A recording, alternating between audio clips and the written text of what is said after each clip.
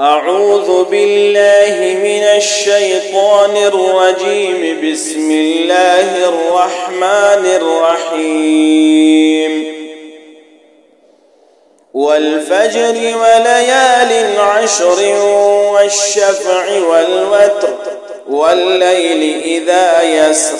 هل في ذلك قسم لذي حجر ألم تر كيف فعل ربك بعاد إرم ذات العماد التي لم يخلق مثلها في البلاد وثمود الذين جابوا الصخر بالواد وفرعون ذي الأوتاد الذين طغوا في البلاد فأكثروا فيها الفساد فصب عليهم ربك سوط عذاب إن ربك لبالمرصاد فأما الإنسان إذا ما ابتلاه ربه فأكرمه ونعمه فيقول ربي أكرمن وأما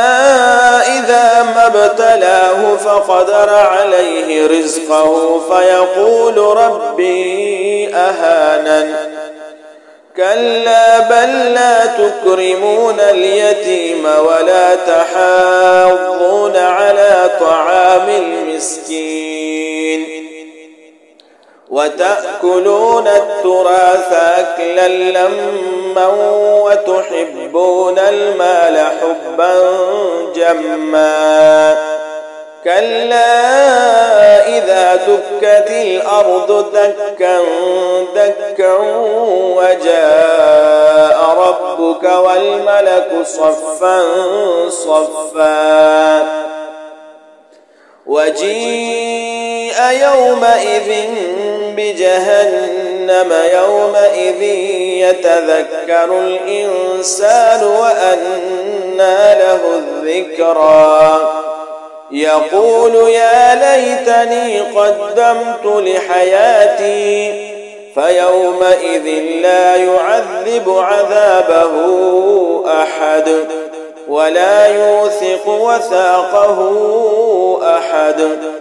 يا أيتها النفس المطمئنة ارجعي إلى ربك راضية مرضية فادخلي في عبادي وادخلي جنتي.